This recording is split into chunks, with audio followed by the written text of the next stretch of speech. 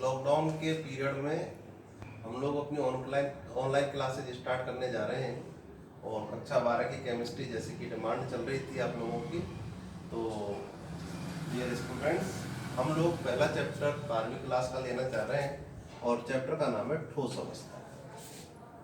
जैसा कि आप शुरू से जानते हैं ठोस अवस्था क्या होती है। ठोस अवस्था के बारे में एक छोटी सी बात है कि ठोस वे पदार्थ होते हैं जिनके आकार और आयतन कैसे होते हैं, निश्चित। आकार और आयतन किस प्रकार से निश्चित होंगे कि जैसे ये मार्कर है, आप सब लोग जानते हैं ये ठोस अवस्था है। इसको अगर आप किसी गिलास में, भगोनी में, कटोरी में डाल देते हैं तो ना तो इसके आकार में कोई वृद्धि या कमी होती है और ना ही इसकी लंबाई, चौड़ाई, ऊंचाई बदलती है और ना ही इसका आकार किसी तरह से बदलता है। तो ठोसों की अगर हम सबसे पहले बात करते हैं तो पहला पॉइंट आता है कि इनके आकार व आयतन निश्चित। दूसरी बात, आकार आयतन निश्चित, ये हम शुरू से जानते हैं, काफी लंबे समय से परिभाषा पढ़ रहे हैं। अगली बात आती है ठोस अवस्था में जो कण होते हैं, जो परमाणु होते हैं, उनके अणु होते हैं, वो बहुत ही नजदीक होते हैं, बहुत ही ज्यादा पास पास होते हैं।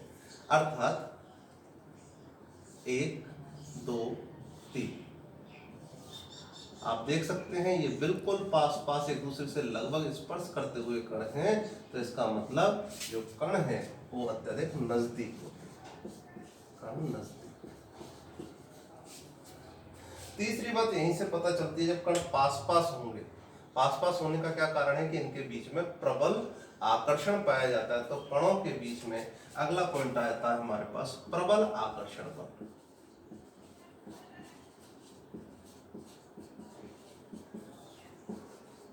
प्रबल आकर्षण बलों का होना। और एक इंपॉर्टेंट पॉइंट ये है कि इन कणों में माध्य स्थिति के इर्द गिर्द दोलन करने की प्रवृत्ति पाई जाती है। अर्थात कोई भी कण स्थिर नहीं रहता, बल्कि अपने स्थान से जितना इधर जाता है उतना ही इधर आ जाता है। इसलिए हमको ठोस हमेशा ऐसे लगते हैं कि ये स्थिर अवस्था में पाए जाते हैं। तो हम लोग एक बार फिर से रिपीट कर लेते हैं ठोस अवस्था के गुणों के बारे में। ठोस अवस्था वह अवस्था है जिसके आकार व आयतन निश्चित होते हैं। दूसरी बात, जिनके कण परस्पर बहुत ही अधिक नजदीक होते हैं। तीसरी बात, जिनके कणों के मध्य प्रबल आकर्षण बल पाए जाते हैं। और चौथी बात, वे कण जो माध्य स्थिति के इर्द गिर्द दोलन करते हैं, उन्हें सभी को मिलाकर के कौन सी अवस्था में माना गया है, ठोस अवस्था में। तो ये हमारे पास ठोस अवस्था को परिभाषित करने का तरीका है।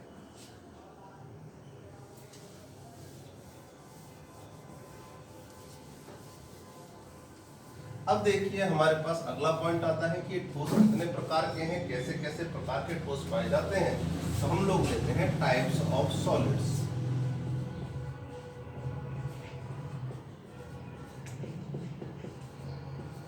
इसका मतलब है ठोसों के प्रकार। तो ठोसों के प्रकारों में हमारे पास 4 प्रकार के मूलभूत रूप से ठोस पाए जाते हैं, जिनमें सबसे पहला है हमारे पास आणविक ठोस। कई बार इस वाले टॉपिक से यानी आणविक ठोसों के उदाहरणों से कई उदाहरण बोर्ड परीक्षा में पूछे गए हैं। आणविक ठोस मॉलिक्यूलर सॉलिड्स के नाम से जाने जाते हैं। क्या कहते हैं आणविक ठोसों में? तो इसके लिए आप छोटी सी बात पहले समझें। जैसे CH4 को हम देखते हैं,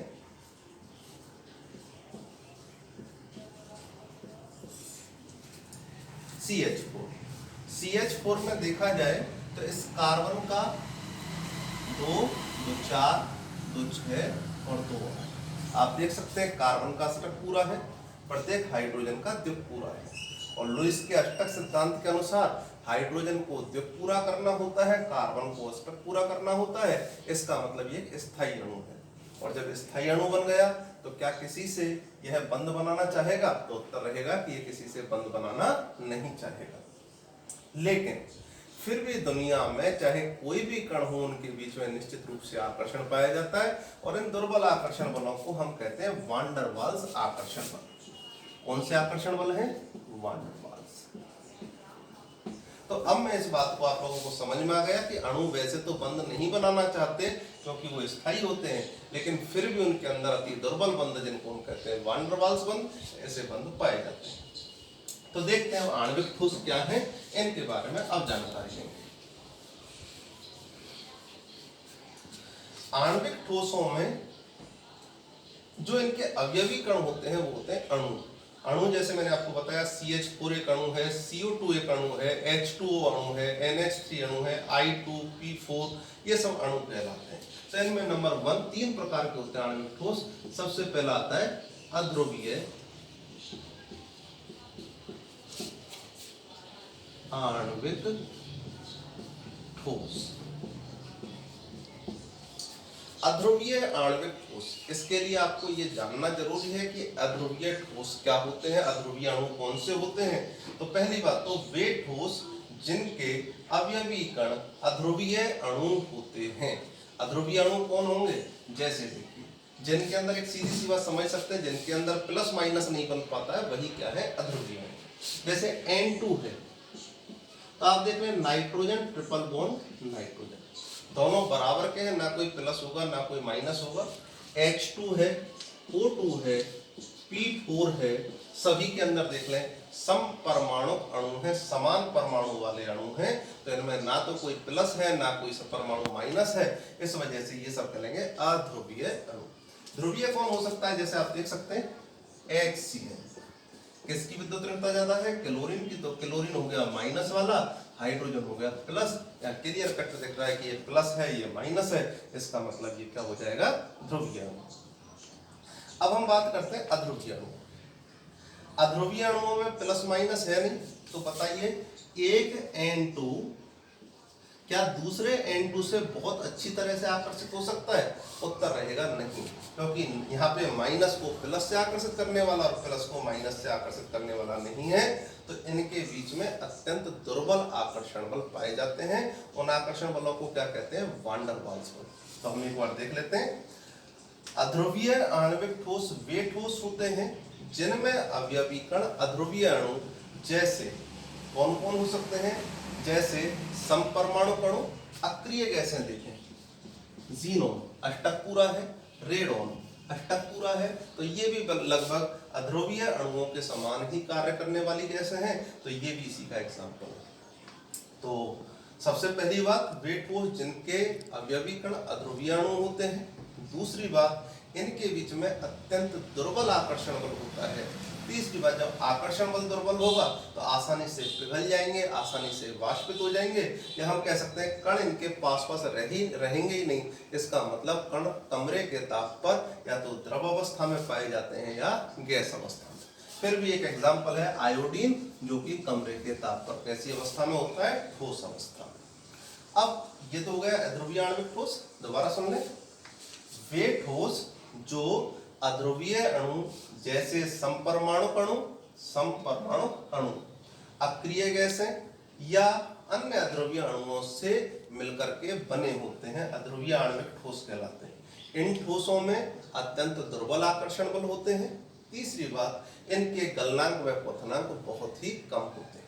ठीक, तो इस प्रकार से अध्रुवीय आणविक ठोस एग्जाम्पल ये सारे हैं। आप कोई भी समपरमाणु अणु देखें, N2, H2, O2, P4, chloroform को भी देखते हैं, एग्जाम्पल है इसका, सॉरी क्लोरोफॉर्म नहीं, CCl4। CCl4 में क्या होता है, Cl।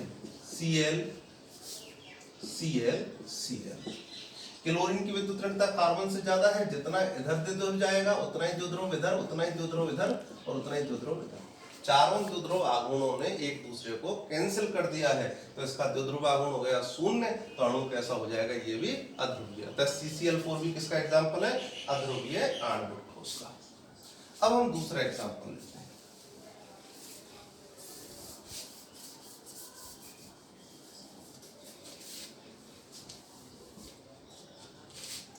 दूसरा एग्जाम्पल है हमारे पास ध्रुवीय आणविक ठोस।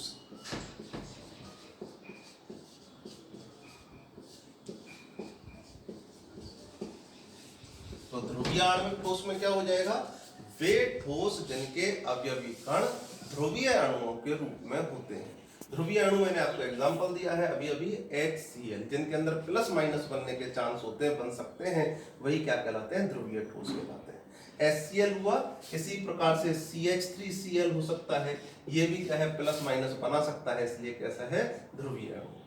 ठीक, तो ध्रुवीय अणुओं में क्या होता है, ध्रुवीय अणुओं में विद्युत ऋणताओं के अंतर के कारण आंशिक धनावेश और ऋणावेश आ जाते हैं, और इस वजह से बताइए अब एक HCl प्लस माइनस अधिक आकर्षण दर्शा सकता है दूसरे HCl के साथ।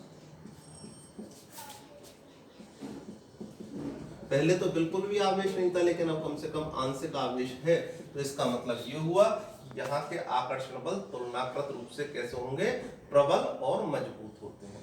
देखें ध्रुवीय आणविक ठोस वे ठोस जिनके अवयवी कण ध्रुवीय अणु होते हैं, इन अणुओं में आंशिक धनावेश और आंशिक ऋणावेश के पृथक्करण का गुण पाया जाता है। इन विपरीत आवेशित परमाणुओं के मध्य अधिक प्रबल आकर्षण बल पाए जाते हैं। किसकी तुलना में प्रबल है, अध्रुवीय ठोसों की तुलना में। वैसे तो ये वैन डर वाल्स बल ही हैं, लेकिन तुलनाकृत कैसे हैं, प्रबल है। तो इनके गलनांक पतनांक भी तुलनाकृत कैसे रहेंगे, ज्यादा हो जाएंगे। तो ये ध्रुवीय आणविक ठोसों के एग्जांपल हो सकते हैं, जहां आपको प्लस माइनस बनाने की क्षमता दिखे, वहीं पर आपके ध्रुवीय आणविक ठोस हो सकते हैं। तीसरे प्रकार के ठोस होते हैं,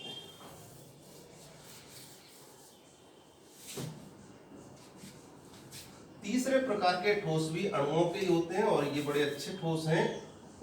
ये है हाइड्रोजन बंधित ठोस। तो हाइड्रोजन बंधित ठोस क्या चीज होंगे?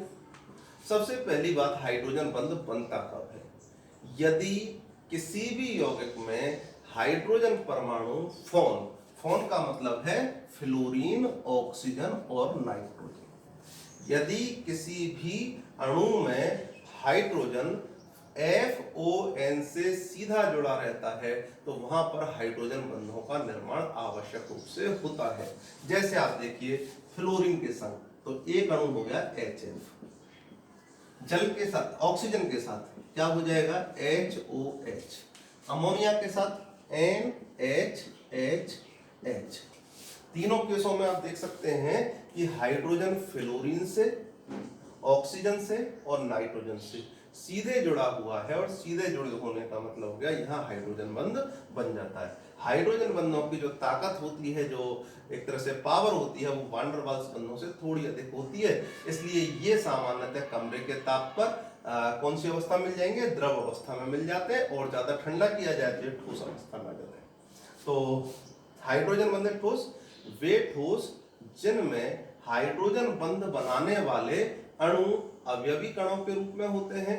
हाइड्रोजन बंध फ्लोरीन, ऑक्सीजन और नाइट्रोजन से सीधे हाइड्रोजन से जुड़े रहने वाले यौगिक बनाते हैं। इनके बीच में तुलनाकृत अधिक आकर्षण पाया जाता है, तो ये ठोस कहलाते हैं हमारे पास हाइड्रोजन बंधित ठोस। ये क्लियर है सभी का? एग्जाम्पल आपके पास हो चुके हैं, बोर्ड परीक्षा में ऐसे उदाहरण पूछे गए हैं कि H2 किसका उदाहरण है, किस प्रकार के ठोस का उदाहरण है, तो उत्तर आ जाता है अध्रुवीय आणविक ठोस का। सीधा 1 नंबर का सवाल आता है, तो आप लोग उनको निश्चित रूप से उदाहरण ध्यान करें और इनको अच्छे से। अब हम देखते हैं एक प्रकार के ठोस हमारे पास हो गए, कौन से, आणविक ठोस। आणविक ठोसों में खासियत यही रही थी कि सभी के सभी क्या थे, अणु थे। अब हम दूसरे प्रकार के ठोसों पे आते हैं, जो हम लोग सामान्यतः पढ़ते हैं। देखते हैं दूसरे प्रकार के ठोसों में आयनिक ठोस।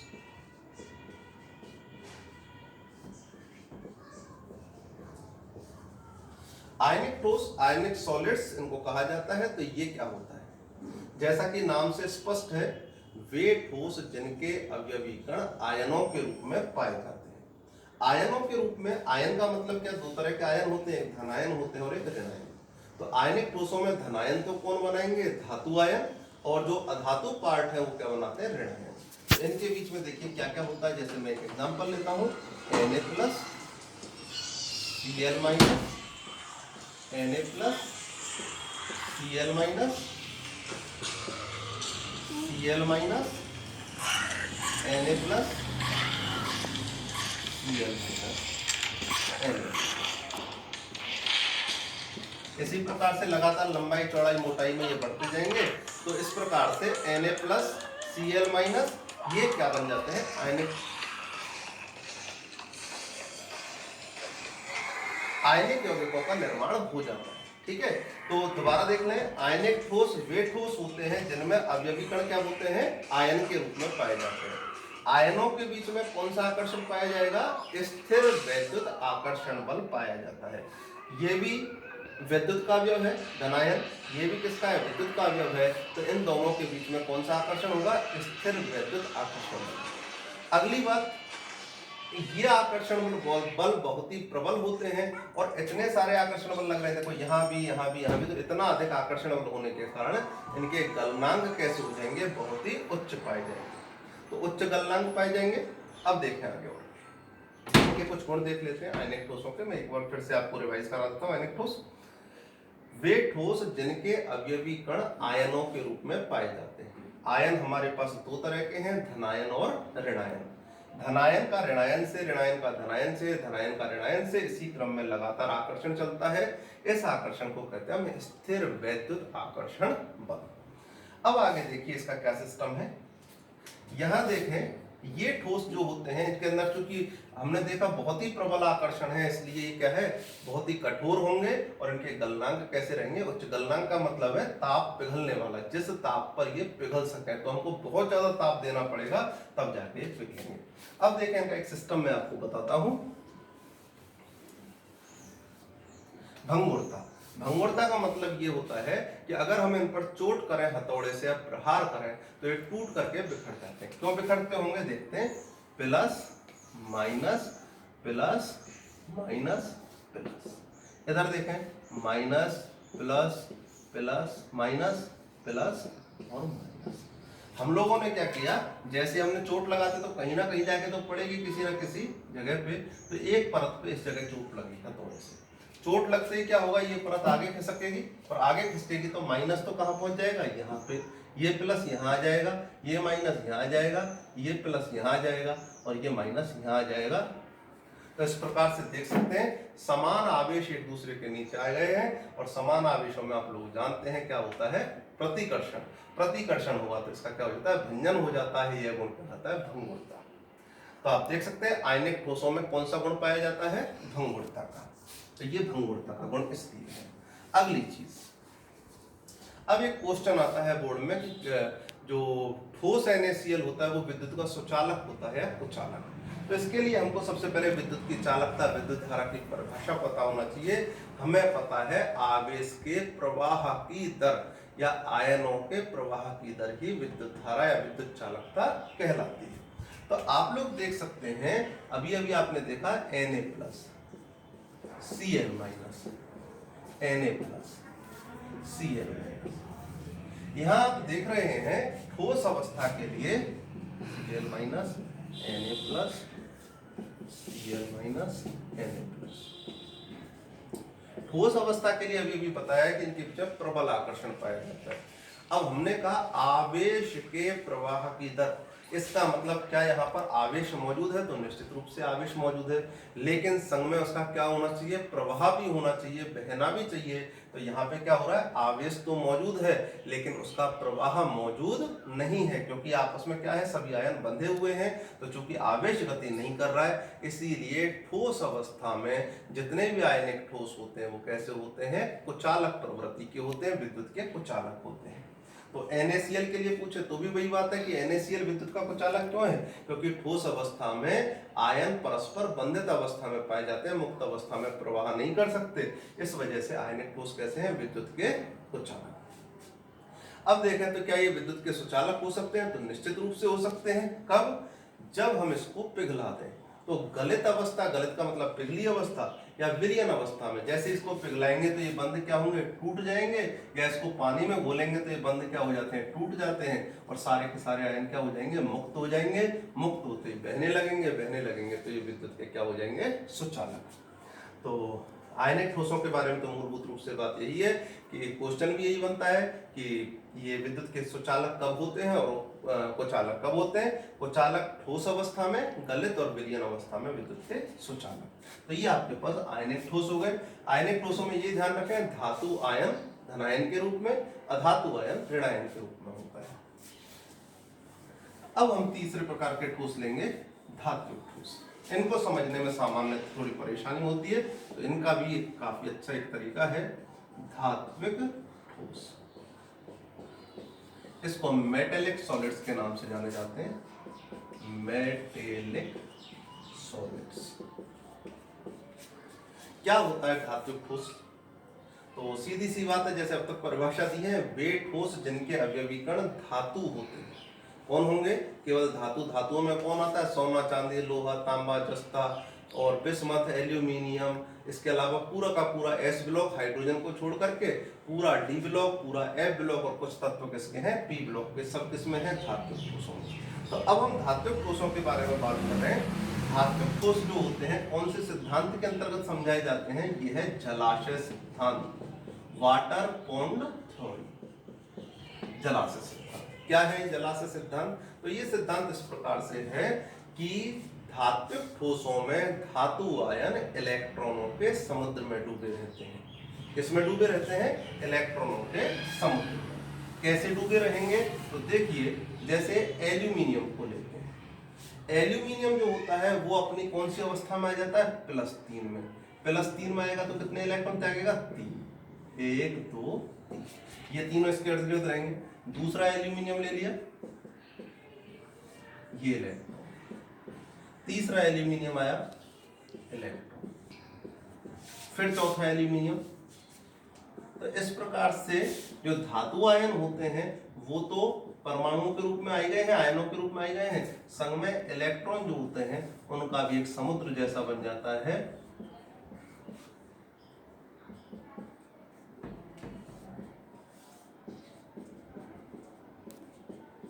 ये आप देख सकते हैं कि एक एल्यूमिनियम 3 इलेक्ट्रॉन त्याग रहा है। इसका मतलब कितने हैं? देखिए 1 2 3 4 5 6 6 3 18 इलेक्ट्रॉन ज्यादा है और आयन कैसे हैं? कम। तो ऐसा लग रहा है कि इलेक्ट्रॉनों के समुद्र में धातु आयन मौजूद है। और इस वजह से अब हम किस किस चीज की व्याख्या कर सकते हैं? बोलिए, इलेक्ट्रॉन मुक्त अवस्था में है। मुक्त अवस्था में है तो जैसे ही विद्युत क्षेत्र लगाया जाएगा इलेक्ट्रॉन आसानी से बह सकते हैं, क्योंकि मुक्त है तो बहेंगे भी। तो किधर से किधर बहेंगे इलेक्ट्रॉन? इलेक्ट्रॉन बहते हैं निम्न विभव से उच्च विभव की ओर, और धारा बहेगी उच्च विभव से निम्न विभव। हमेशा धारा इलेक्ट्रॉनों के प्रवाह की विपरीत दिशा में मानी जाती है। दूसरी बात, एक इनमें गुण पाया जाता है धातुओं में ऊष्मीय चालकता का। ऊष्मीय चालकता का मतलब ये ऊष्मा का चालन कर सकते हैं, एक स्थान से दूसरे स्थान पे ऊष्मा का प्रवाह। एक उदाहरण ये है कि हम जब भगोनी में पानी गर्म करें या दूध गर्म करें तो हम देखते हैं, हम आग तो उसमें नीचे से लगाते हैं, लेकिन गर्म कहाँ तक हो जाती है भगोनी? ऊपर तक हो जाती है। ऊपर का सिरा है वो भी गर्म हो जाता है। चिमटा है, जिस सिरे से गर्म करते हैं पीछे तक गर्म हो जाता है। तो इसका मतलब क्या होता है कि मान लीजिए हमने यहाँ पे लगा दी आग, इसमें आग लगते ही क्या होगा? एक इलेक्ट्रॉन गर्म होगा, ये इलेक्ट्रॉन गर्म होकर इस इलेक्ट्रॉन से टक्कर करेगा, इसको ऊर्जा दे दी। ये इससे टक्कर करेगा, ये इससे करेगा, ये इससे करेगा। बोलिए, नीचे से ऊपर तक ऊर्जा का प्रवाह हो रहा है। तो इसलिए हम कह सकते हैं कि ये जो धात्विक ठोस होते हैं ऊष्मा का भी संचलन दिखाते हैं और विद्युत का भी संचलन दिखाते हैं। तो ये धात्विक ठोसों के कैरेक्टर है। धात्विक ठोस भी, चूंकि इनके बीच में भी आकर्षण मजबूत होते हैं, तो इनके भी गलनांक कैसे होते हैं? उच्च होते हैं। अब हम लास्ट सह संयोजक ठोसों के बारे में बात कर लेते हैं। चौथे प्रकार के ठोस है सह संयोजक ठोस।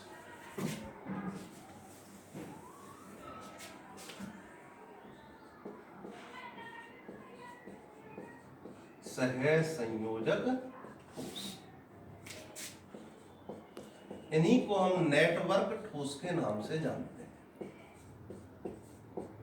बोर्ड में पिछले वर्ष क्वेश्चन पूछा गया था कि नेटवर्क ठोसों के कोई 2 उदाहरण लिखिए। ऐसे केस में परेशानी आती है जब कोई अन्य दूसरा नाम आने लगता है तो दिक्कत आती है। आप जान लें सहसंयोजक ठोसों को क्या कहते हैं? नेटवर्क ठोसों के नाम से जाने जाते हैं। तो पहली बात तो सहसंयोजक बंध बनते किसमें हैं?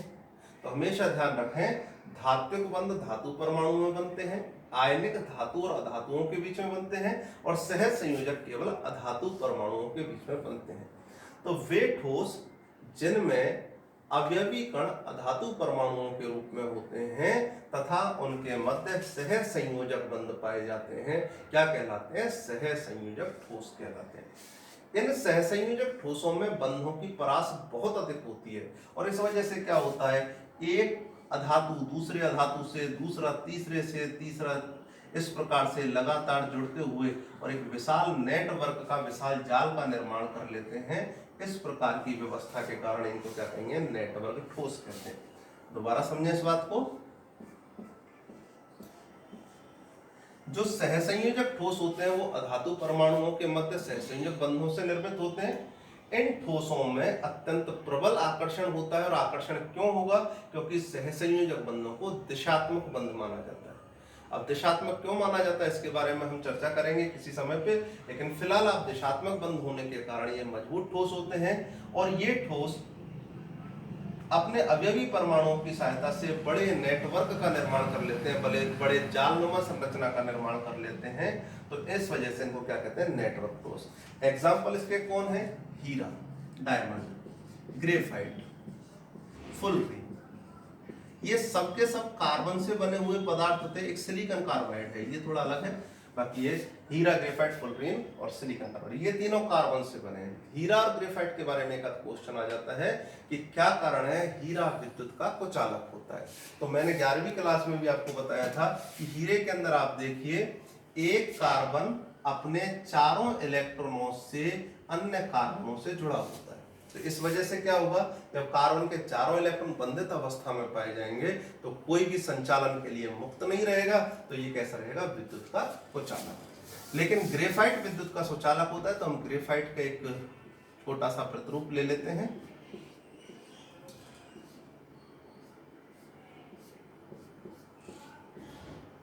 यहां आप देख सकते हैं, कोई सा भी एक कार्बन उठा करके देख लीजिए।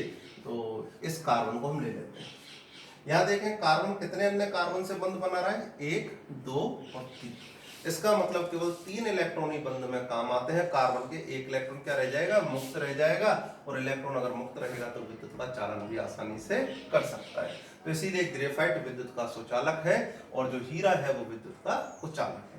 संग में क्या है, ग्रेफाइट नरम और चिकना क्यों होता है, ये भी पूछा जाता है। तो ग्रेफाइट जो होता है उसकी संरचना होती है परतीय। एक परत ये रही, दूसरी परत इसके नीचे हम बना लें जैसे,